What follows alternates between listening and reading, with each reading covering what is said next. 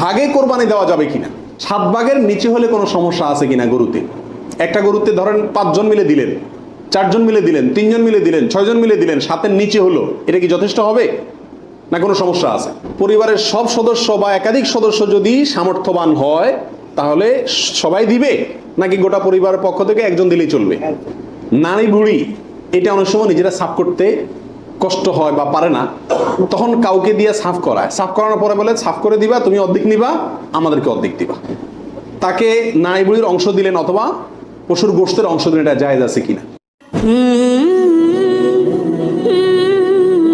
ইকরাম বলছেন ভাগে কোরবানি দেওয়া যাবে না, বরং গরু হোক আর ওট হোক, যত বড় পশুই হোক, দিলে একজনের পক্ষ থেকেই দিতে হবে, 7 ব্যক্তির পক্ষ থেকে যথেষ্ট হবে। এই যে কথা প্রচলিত আছে, এটাকে অনেক কোন ওলামা ইকরাম কি করছেন, অস্বীকার করছেন। আসলে সঠিক কোনটা এ ব্যাপারে আগেই বলেছি যে একাডেমিক আলোচনা খুব বেশি লম্বাচড়া করার ইচ্ছা নাই এবং সুযোগও নাই।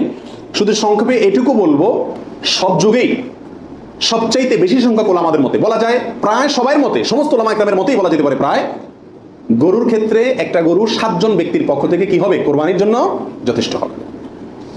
এক্ষেত্রে বিচ্ছিন্নভাবে যে 2-1 জন আলেম বলছেন যে গরু হোক আর ওট হোক একজন থেকে হবে, 7 জন থেকে হবে না, তাদের যুক্তিগুলো খুবই ঠুনকো এবং খুবই দুর্বল। নবী আলাইহিস সালাম যে সফরে একাধিক ব্যক্তিকে কোরবানিতে অংশগ্রহণের সুযোগ দিয়েছিলেন, তারা বলেন যে এটা সফরের জন্য নির্দিষ্ট, অথচ নবী আলাইহিস সালাম সেটা নির্দিষ্ট করেন নাই, এটা ওনারা নির্দিষ্ট করছেন। নবী আলাইহিস সালামের কোনো নির্দেশ সফরে হোক, হাজারে হোক, সফরের বাইরে হোক, যে কোনো নির্দেশ সাধারণত ব্যাপকভাবেই সবার জন্য সব সময়ের জন্য প্রযোজ্য হয় যদি কোরআন এবং সুন্নাহর কোনো বর্ণনা দ্বারা নবী আলাইহিস সালাম নিজে ওইটাকে নির্দিষ্ট না করে দেন। তিনি সফরে যদি কোনো নির্দেশ করেন, ওই সফরের বাইরের জন্য সেটা কার্যকর হবে কি হবে না? যদি কেউ সফরের জন্য নির্দিষ্ট করতে চায় তাহলে তার জন্য পৃথক দলিলের প্রয়োজন। বিধায় এটাই হলো বেশিরভাগ ওলামা ইকরামের মত। বিচ্ছিন্নভাবে কোনো আলেমের মত থাকতে পারে, কিন্তু সে 1-2 জন আলেমের কথা না শুনে সংখ্যাগরিষ্ঠ ওলামা ইকরামের মতের উপর আমল করবেন। গরুর ক্ষেত্রে 7 জনের পক্ষ থেকে যথেষ্ট হবে। তবে একটা কথা এখানে বলতেই হবে, সেটা হলো উত্তম হলো একাকি দেওয়া, ভাগে না দিয়ে কি দেওয়া, একাকি দেওয়া। এক্ষেত্রে কারোর কোনো দ্বিমত নাই, একাকি দিতে পারলে সেটা সবচেয়ে বেস্ট এবং ভালো।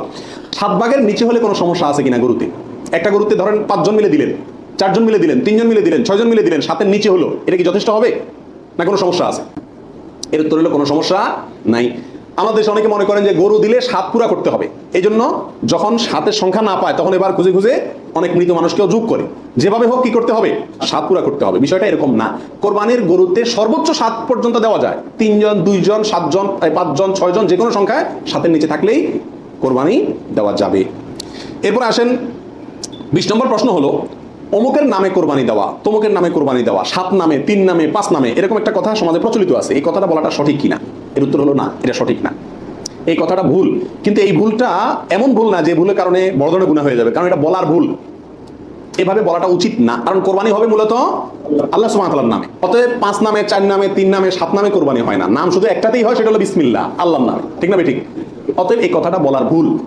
এখানে বলতে হবে 7 জনের পক্ষ থেকে, 3 জনের পক্ষ থেকে, বা 3 শরিক, 5 শরিক, 5 শেয়ার, 5 ভাগ, এভাবে বলা যেতে পারে।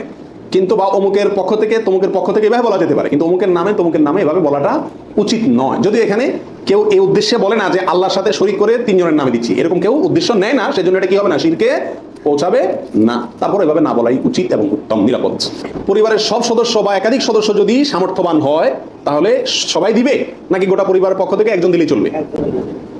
নবী আলাইহিস সালাম থেকে এক্ষেত্রে একটা হাদিস বর্ণিত হয়েছে, যেটা একটু আগে আপনাদেরকে শুরুতে আমি শুনেছি, মুসনাদ আহমদে বর্ণিত হয়েছে এবং আরো অনেক হাদিসের কিতাবে কাছাকাছি হাদিস বর্ণিত হয়েছে। নবী আলাইহিস সালাম বলেছেন যে প্রত্যেক পরিবারের উপরে একটি কোরবানি জরুরি, প্রত্যেক পরিবারের উপরে উযহিয়াতুন, একটি কোরবানি জরুরি, আলা কুল্লি আহলি বাইতিন, এই ধরনের শব্দ তিনি ব্যবহার করেছেন, প্রত্যেক পরিবারের উপরে। এই হাদিস থেকে বোঝা যায় কোরবানি এটা এক পরিবারে একাধিক সদস্য যদি হয় সামর্থ্যবান, তথাপি যিনি মূল কর্তা তিনি দিলেন তাহলে সবার পক্ষ থেকে হয়ে যাবে। এর বিপরীতে ওলামা ইকরামের আরেকটি মত আছে, যেটা ইমাম আবু হানিফা রাহিমাহুল্লাহর মত, সেটা হলো কোরবানি পরিবারের একাধিক সদস্য যদি সবাই যদি সামর্থ্যবান হয় তাহলে প্রত্যেকের পক্ষ থেকে দিতে হবে। ওনার যুক্তি, উনি বলেন নবী আলাইহিস সালামের ওই হাদিস, যে হাদিসে তিনি বলেছেন যার সামর্থ্য আছে আর কোরবানি দেয় না সেজন্য ঈদগাহে না আসে। এখানে যার সামর্থ্য আছে প্রত্যেক ব্যক্তিকেই শামিল করে এই নির্দেশনা। বিষয়টা গবেষণামূলক, উভয় পক্ষেরই দলিল এবং যুক্তি আছে। তো এক্ষেত্রে সতর্কতামূলক মত যদি অবলম্বন করি আমরা, তাহলে প্রত্যেকেরই যার যার সামর্থ্য আছে তার পক্ষ থেকে করা যেতে পারে, এবং করলে সমস্যা হবে এটা কারোর মতেই নাই। নারী বুড়ি এটা অনেক সময় নিজেরা সাফ করতে কষ্ট হয় বা পারে না, তখন কাউকে দিয়ে সাফ করায়, সাফ করানোর পরে বলে সাফ করে দিবা, তুমি অর্ধেক নিবা, আমাদেরকে অর্ধেক দিবা। এরকম হয় কি হয় না? তাকে নারী বুড়ির অংশ দিলেন অথবা পশুর গোশতের অংশ এটা জায়েজ আছে কিনা।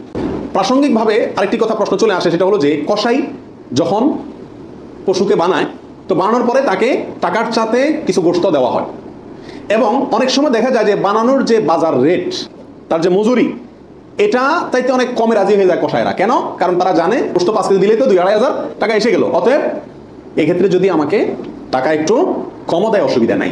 এই ভুলটা ঘরে ঘরে হয়ে থাকে। কোরবানির পশু যারা বানায় সেই কসাইদেরকে গোশত দেয় না এমন মানুষ সারা বাংলাদেশে খুঁজে কয়জন পাওয়া যাবে আমার সন্দেহ আছে। কোরবানির মধ্যে সবচেয়ে বড় দাগের ভুলগুলোর ভিতরে এটা অন্যতম।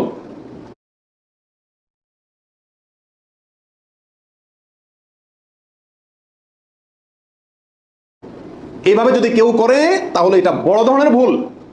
কোরবানি হওয়া না হওয়া নিয়ে টান দিবে। নবী আলাইহিস সালাম পরিষ্কার ভাষায় বলেছেন যে তোমরা কসাইকে, জাজ্জারকে কোরবানির পশুর কোনো কিছু দিবা না, তাকে আলাদা টাকা দিবা, তার মজুরি যেটা সেটা দিবা। কেন তাকে পশুর কিছু দেওয়া যাবে না? এই জন্য দেওয়া যাবে না যে এই পশুটা আপনি জবাই করছেন কার জন্য? আল্লাহর জন্য। এটার মালিক কে? মূলত আল্লাহ। যেহেতু আল্লাহ খায়ও না পরেও না, আল্লাহর জন্য কিছু দিলে আল্লাহ বলেন আমার পক্ষ থেকে গরিবকে দিও। এটা হলো আল্লাহ সিস্টেম। কিন্তু কোরবানির ক্ষেত্রে শুধু ব্যতিক্রম, আল্লাহ বলেছেন ঠিক আছে আমার জন্য দিছো, সবকিছু গরিবকে দিতে বলি, এটা তোমার কাছে দিলাম আমি। আল্লাহ আমাকে কি করছেন? খাওয়ার সুযোগ দিয়েছেন। এখন আমি যদি এটা বিক্রি করি বা কোনো কিছুর বিনিময়ে কাউকে দেই, তাহলে সেটা কি হবে না? জায়েজ হবে না। কোরবানির পশুর গোশত যদি আপনি জাজ্জারকে দেন, কসাইকে দেন, তাহলে কেমন জন্য আপনি তার পরিশ্রমের বিনিময়ে তাকে এই অংশটা তাকে বিনিময় হিসাবে দিলেন, পারিশ্রমিক হিসাবে দিলেন, তাহলে বিক্রি করার মতো হয়ে গেল। এই জন্য কি হবে না? এটা জায়েজ হবে না। কসাইকে শুরুতে সাপ বলে দিতে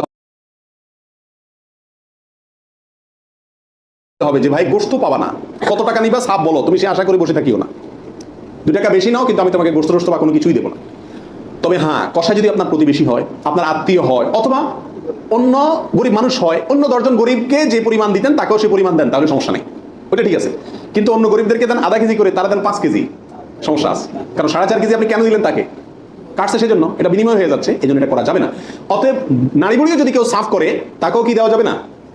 ওই নারী বুড়ির সাফের বিনিময়ে নারী বুড়ির অর্ধেক বা গরুর কোনো অংশ তাকে দেওয়া যাবে না। সাফ করলে সাফের বিনিময়ে তাকে ক্যাশ টাকা দিয়ে দিবেন।